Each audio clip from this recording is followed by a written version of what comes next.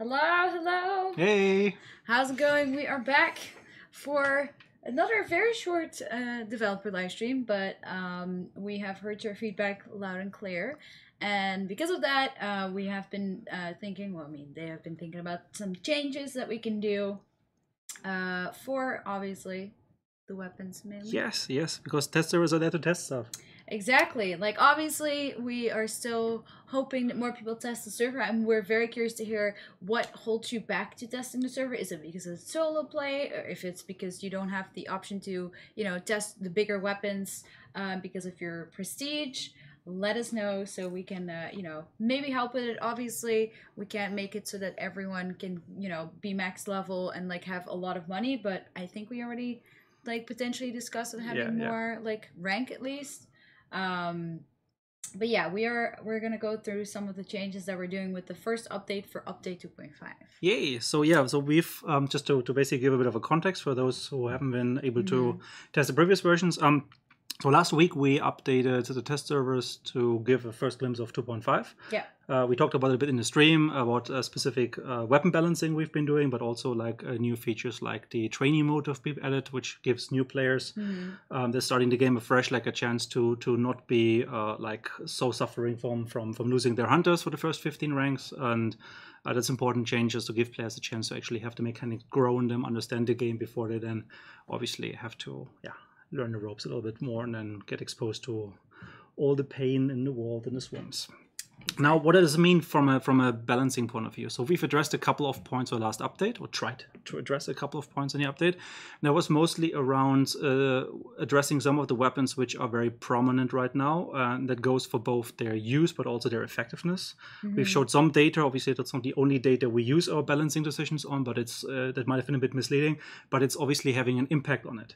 Now, what we are trying to do now is take this feedback we've received from you guys over the weekend. So unfortunately, so many people have been on the test server. So we're hoping maybe the second round is going to be a bit more.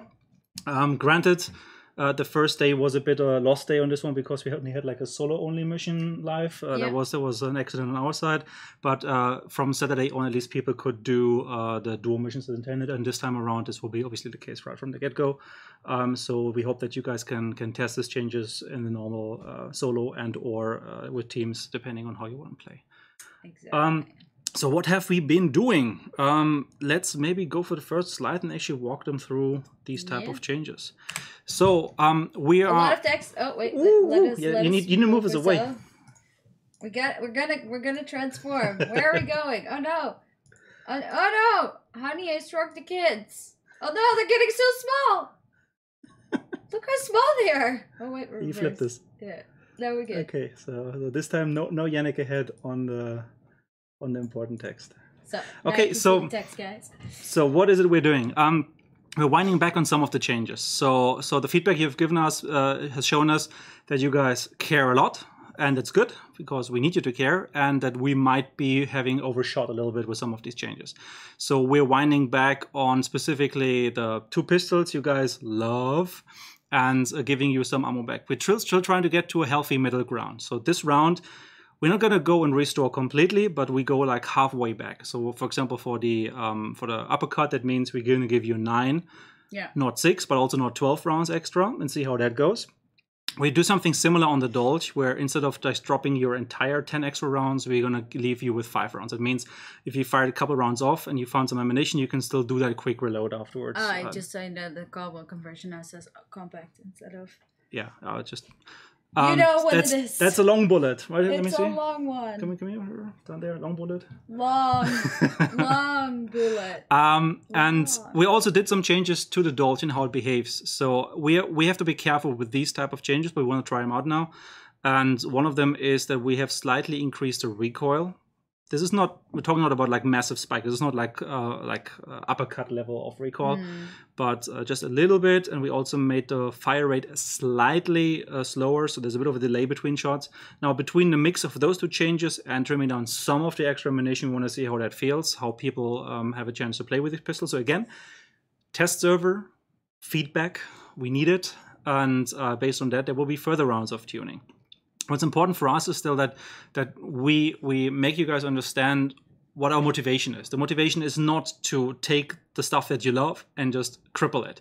Our motivation is to make sure that we have an equal spread of good equipment, of medium equipment, of easy equipment, and we see people actually using that. And obviously for that to be the case, it can't be just pushing down on the guns, but also we need to elevate other weapons. Yeah. Now, some of these changes are easy to do, some of these changes are harder to do. What we were hoping with the last update was to provide you guys, as we are gearing up for the 3.0 update, an in-between update to the meta. So we identified these issues that we wanted to address, and we were hoping for that just being a small little stepping stone to adjust to the meta, maybe fix some of the current issues that we can easily fix, while then doing more of these changes with the 3.0 update. Obviously, there was a bit of a miscalculation from our side. As we can see, there was backlash, and that's perfectly fine because we need your guys' opinions on it. We need your feedback on that. So this is basically the second attempt of this. As a consequence, we have been taking some of the changes that we have only really wanted to roll out with 3.0 and in isolation also put them into 2.5 now. So you'll see some of the things here. For example, the slight increase of recoil and delay between shots on the Dolch pistol, which you guys want to like throw at you, see how you guys like it, see what the feedback is, and iterate it right now already, even if it's basically not then coming with 3.0. But this is perfectly fine. We just shifted our priorities a little bit around it so we can provide this for you because we care. The next weapon is the Vetterli. So we still want to overall reduce a bit of ammunition from the game. That doesn't mean we need to halve nerfs, and some of the changes, like for example the one for the aftermath we talked about the last time, we'll definitely keep those and try out how that plays. But some of the other weapons we want to wind back a little bit on. Now on the Vetterli specifically, we've now come up, which I think is a better solution from what we did before. Before in the patch, I think it kind of came across as if we're only taking, but we're never giving. But we would like to give too. Yep. So one thing we have pulled from our 3.0 release into this update is reload loop change, so that basically the Vetterli can reload 25% faster. So you might have seen that, like compared to some of the other weapons, that the Vetterli always took a little bit longer to get the rounds in, and it's something which we kind of like wanted to address for a longer time already, but since it kind of requires a bit of work in order to do that, it wasn't the highest of our priorities. So we've kind of moved that change into the current update. And so while we still want to reduce the ammo, maybe not as much, as you can see, we go to like 13 extra rounds, the Vetterli actually is getting a pretty big boost in usability by having a faster reload. So it's much more competitive, for example, against Winfield duels or some of the bolt action rifles. So we'll see how that goes. And overall, we are quite happy about that. Let's see what you guys think. Another thing we've been doing is we looked at compact bullets. So that means all the bullets being used by the Winfields, the Nagant revolvers, the Cold War weapons, except for the uppercut, obviously. Yeah. And what we figured out is that on the balancing side, it's inconsistent. Sometimes it's 3 hits, sometimes it's 4 hits to kill someone. I mean, with the Winfield, specifically the chest, it can also be 2 hits, but it kind of averaged out between like 3 to 4 hits to kill, because you can sometimes miss, or then you had to actually hit the arms, hit the chest, and in combination, that wasn't as satisfying as we wanted it to be. So we kind of upped that the compact bullet damage to the arms and the legs a little bit. So how many shots does it take now? It should normalize to 3. So the 3-4 should be more 3 now, and obviously with the Winfields being a 2 hits to the upper chest already, that might be 2 to 3 compared to the pistols, which are usually like 3-ish, like in the gun pistol, etc. Gotcha. So that hopefully just gives you a bit of a more consistent experience using these weapons. Otherwise, we didn't do many changes to them. There's one change, however, which is the ammunition. So we always talked about that the compact bullets are supposed to be the throwaway bullets. This is the stuff that you have quite a lot of access to. Yeah. That's one of the advantages of picking a weapon with that type of ammunition, because you don't really have the risk of running short that easily compared to some of the other weapons where it's part of the design of the balance that this weapon has to kind of conserve the ammunition and be used specifically. Yeah, exactly, for its... And now on that, what we have done is that if you pick up supply from like for any of these weapons, for the compact bullet weapons, it's the same percentages as it for the other weapons. So I mean, our weapon pickup is based on percentage, so it gives you X% of your maximum capacity of the weapon. For example, before it was like kind of like around 10-ish or so rounds you could get from refilling a Winfield from a large box, and now what you see is more of a 5 to 6 rounds, sometimes 7 rounds. which is a bit more in line with the ratios you get from the shotgun shells you get for medium and for long bullets. So we've kind of taken away that specific boon of compact bullets, but we also made them a bit more powerful against the hunter specifically. And as such, weapons start with the same high capacity on compact. That's as intended. So you have your 22 rounds extra from a Winfield. But it will be a little bit harder now to keep them on the level. If you continuously just spam them away, you might also eventually run to the point where you might want to consider maybe dropping by this supply point or looking for another crate. Yeah. So this is what we did on the main weapon side. And we've done one more thing, which is looking at the shotgun. So this has been another big point, but obviously we do have a shotgun meta at the moment, and the shotguns are a problem. We originally wanted to tackle this with a couple of changes for 3.0, and we will do a few of those already.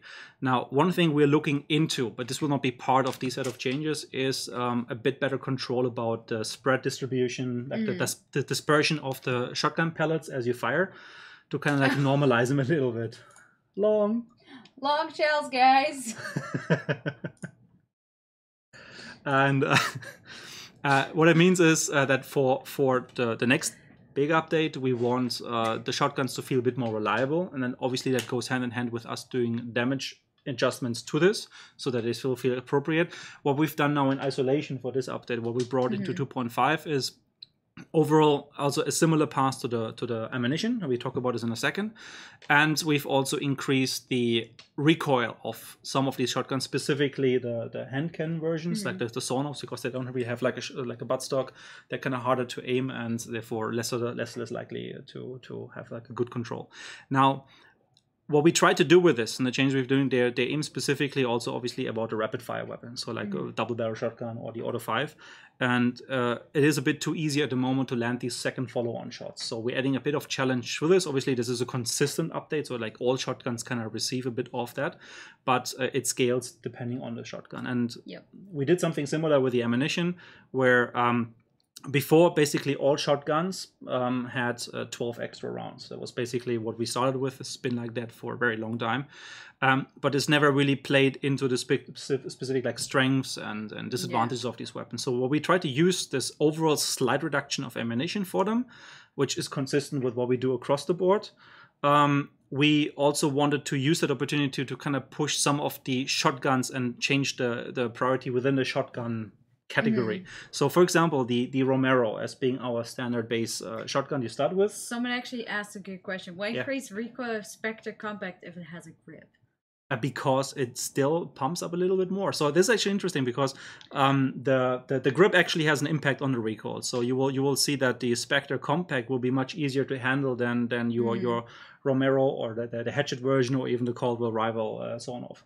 So having the foregrip has an impact, but it's still obviously not as good as having a nice buttstock to rest the weapon in the shoulder, and therefore there is still a bit of a boost. And we also increased the price of the Crown and King from $266 to $466. Yeah, so that will be more closer now in the realm of competing with, for example, a Mosin Nagant in a rifle category. So hopefully, therefore, you might see a bit of a.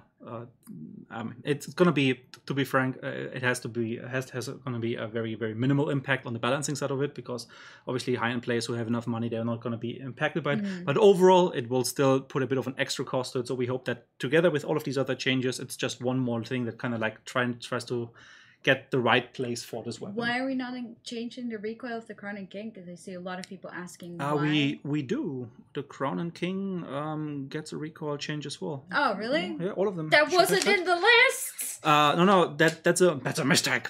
The Crown and King Auto 5 has just the same recoil increase. Like actually, to be fair, most of these recoil changes are primarily, I guess, because of the Auto 5 and the Caldwell Rival. So yeah, that's just not reflected into. So that's a good point. Good catch. The Crown and King specifically has now a bit more sideways kick, so it's going to be a little bit harder keeping the barrel aligned, the muzzle aligned to the target, and that should make it a bit more challenging. Don't expect magic from this. It's just that it will make the whole thing slightly more difficult to use, a bit more challenging, and therefore hopefully makes the shotguns not an auto buy, but maybe just another option for close range. Yeah, it will be more recoil then. Yeah. It's sorry, I just copy pasted it and it did not update. I blame him. So good. So therefore, with this, we could reinforce that point now. Exactly. allows us to talk even more about it. Now, what we did with the ammunition, so the point I was trying to get into. Yeah. You want to go something first? Well, this was a bit unrelated, but there was something I was curious about where we haven't answered, because we had the saber price increase, but did we change the damage as well? Because people notice a damage increase. No, the saber shouldn't really. So there might be an indirect change, an unintended one, just because of some of these damage settings they live as multipliers on the hunter. So if you change something, it might have knock-on effects to other weapons. This is the same for ranged weapons as melee, etc. But it should feel very close to what it was before. Now the saber price increase is primarily because it still retains most of the damage it had before, which is if you hit the guy, and it's just harder to hit because it's a spot attack, right? It's a particular point rather than a wide swing that covers a large area, is more forgiving. So you have a higher chance to miss, like with the bayonets. So aiming matters, but if you hit, it's going to be the same high damage as before. So. Gotcha. Just makes it a little bit. That answered it. Yeah. Now to go to the ammunition. So for the shotguns, to make sure that maybe some of the shotguns which are currently not feeling like they have their own advantages compared to just having more like another one just shoots faster, has more ammo, etc. What we try to do is use the changes to the extra ammunition a little bit for this as well. So the Romero now keeps the 12 extra rounds. So that's going to be the shotgun with the most amount of ammunition. Obviously, it has all the drawbacks of being a single shot range fire weapon. So it takes time to reload, it takes time to go between shots, but at least we have more ammunition compared to the other shotguns. We also changed, I think there's one thing in there which has changed even since we made this, which is the Spectre and the Spectre Compact. They are sitting now at respectively 10 for the Spectre in the bayonet version, and the Compact 8 shells, so you can just kind of add 2 to the Spectre rounds you see there. There's a new settings. That was one of the last minute changes we've been doing. Okay. Because again, to kind of like help the Spectre, which is also not the most prominent choice, to kind of maybe have like another small incentive to go for. I've been enjoying the Spectre bayonet a lot since, I don't know when it got into the game. What I'm actually using a lot is the Spectre Compact and then running like with 2 medium sets. I think that's really fun. Now, and then we go forward to the Caldwell Rival 78, and that went down to 8 rounds. And respectively, the hand cannon versions of each of these guns, so like the Sawn-offs, they're usually 2 rounds, 2 shells less than the main weapon. Okay. So that means on the Caldwell hand cannon, you have 6 instead of 8. On the Spectre Compact, you have 8 instead of 10. And on the Romero, you have 10 instead of 12. Gotcha. But that's just a minor change alongside, and allowed us to maybe promote some of the shotguns with a bit more pros and cons. And yeah, that's basically on that one.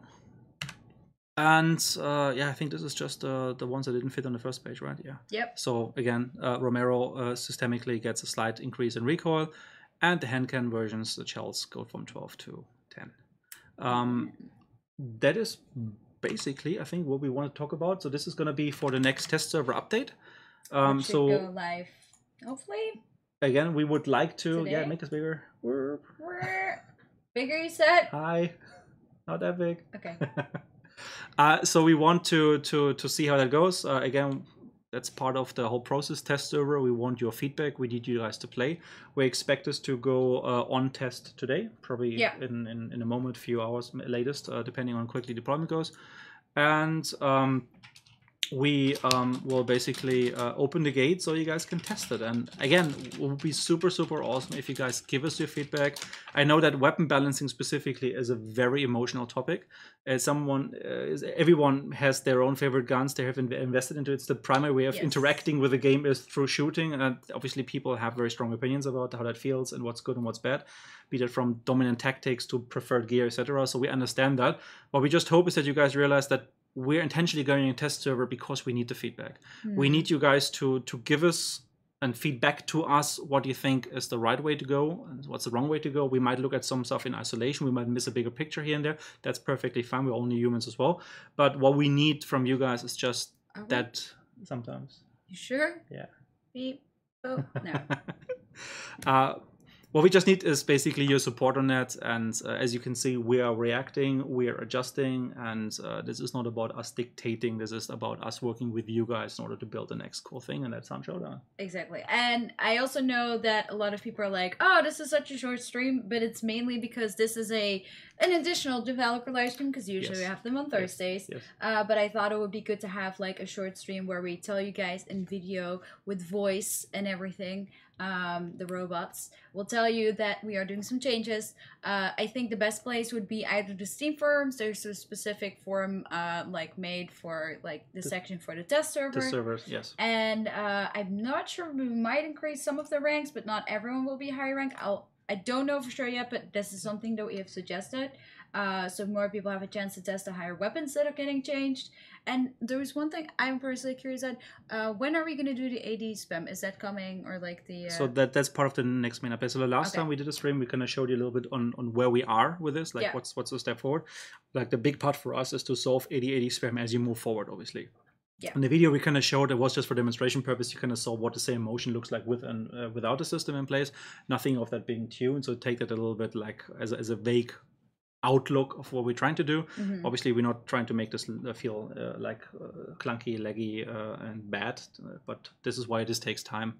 And possibly maybe in the next stream we can already show the next update for how we're doing with this. So it's going, but it's still planned to be going online with the 3.0 update, which is the next big update we're working on. While update 2.5 is basically just a small stopgap to make sure we can adjust to the meta. We can give you guys some balancing changes and make sure that overall it's a more enjoying like experience, specifically for the new players and for the veterans. Both of those are important to us, and like it's not about playing the veterans against the noobs or playing the noobs against the veterans. Like both of those are important. We need new fresh blood in the game. We need people who enjoy the game, have a fair chance of learning the game and sticking with the game, but also make sure that the veterans don't feel alienated by the changes we do. So it's finding that middle ground which we're working on. Exactly. And I know a lot of veterans can get a bit of frustrated with that, but we have to get new blood. We gotta get new fresh hunters in the bayou. And there's one thing I want to say. I know a lot of people, you ask about content. Make sure you like very closely look at the new This Day in 1995. Wow, my brain doesn't work. 1895. Make sure you check this out very well, and who knows, there might be coming stuff soon. So yeah, we're not going to do that many questions right now because we just want to focus purely on this update. So what I say is just test it, let us know. It should go live very soon. Leave the feedback, and we will see you guys. It's all about iteration, and to do iterations, we need basically what you guys think. We needed information. Bring it, get this to us. Yeah. Okay. Have a good one, guys. Bye. All right, take care. Ciao.